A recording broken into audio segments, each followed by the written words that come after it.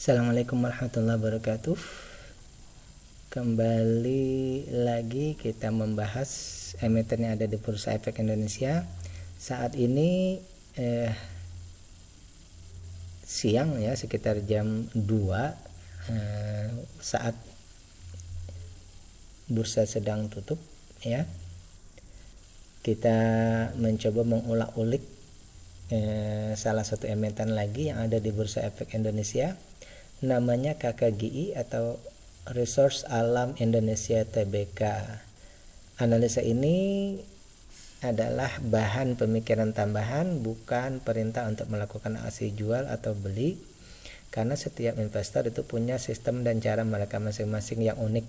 Oleh karena itu ini hanya sebagai bahan edukasi atau bahan pembanding atau sebagai bahan pemikiran tambahan. Analisa kita selalu berdasarkan analisa fundamental yang berfokuskan pada value investing atau nilai-nilai atau angka-angka yang dihasilkan oleh perusahaan selama perkembangannya dalam 1 triwulan, sehingga nanti kita simpulkan apakah perusahaan ini masih layak untuk kita investasi atau kita masuk atau belum bisa ya. Hasilnya ya berdasarkan data-data yang kita dapat tadi.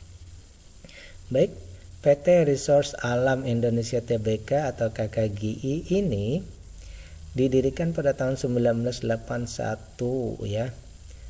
Semula namanya adalah PT Kurnia Kapuas Glue Industries, yaitu produsen perekat kayu. Jadi asalnya ini produsen perekat kayu ya.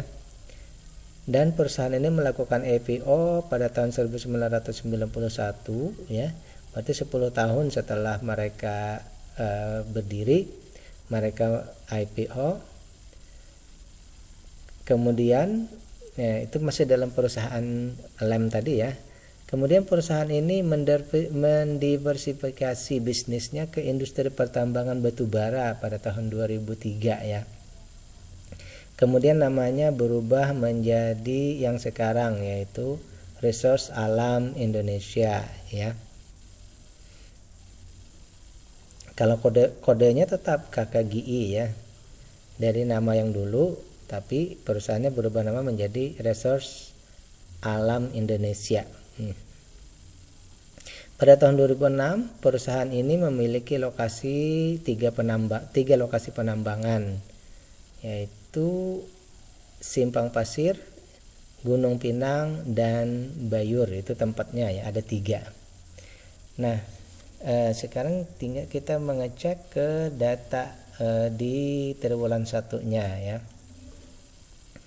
Dari data yang kita dapat ini ya, secara umum dulu perusahaannya bagus. Kenapa bagus? Karena semua kriteria yang kita sematkan ini mampu dipenuhi ya. Hanya 2 saja yang agak berbeda yang belum bisa dipenuhi.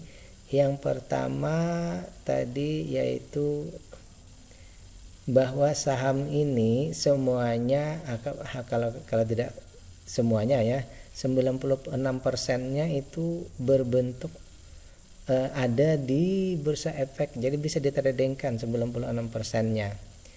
Jadi di sini pemilik atau pengendali ini pun bisa melakukan beli atau jual saham mereka tanpa harus meminta izin, dalam artian tanpa harus memindah dari warkat ke non warkat. Ini juga berarti kalau kita membeli saham ini kita harus selalu mengecek pergerakan pembelian atau penjualan pengendali ini ya, di setiap bisa bulanan atau tiap triwulan ya.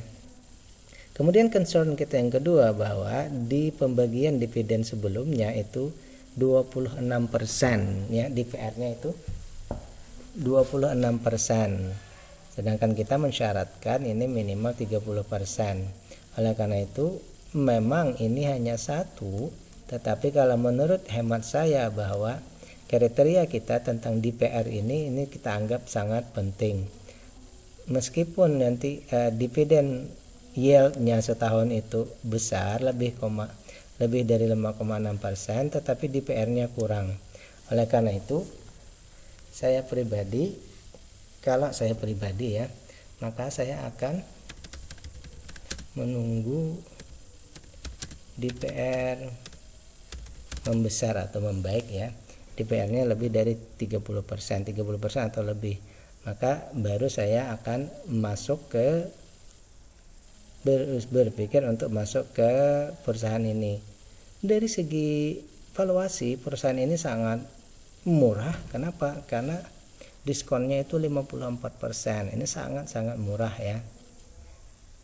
Kemudian dividennya lumayan, yaitu di 5%, tapi tadi di sini DPR-nya yang sangat kecil. Oleh karena itu saya sendiri tidak berusaha untuk masuk di sini. Saya akan menunggu sampai DPR-nya memenuhi kriteria ya. Bagi Anda yang sudah memiliki, bagaimana? Kalau Anda memiliki dan Anda beli di harga bawah, kemudian Anda mendapatkan dividen tahunannya lebih dari 5%, kenapa harus dijual? Hold saja ya. Karena itu misalnya Anda beli di harga 300 misal ya, maka dividennya 8%. Tidak perlulah Anda jual karena dividennya sudah besar ya. Tapi untuk kriteria menurut saya tidak beli ini ya, menunggu DPR-nya membesar ya. Demikian, billahi taufiq wal hidayah. Assalamualaikum warahmatullahi wabarakatuh.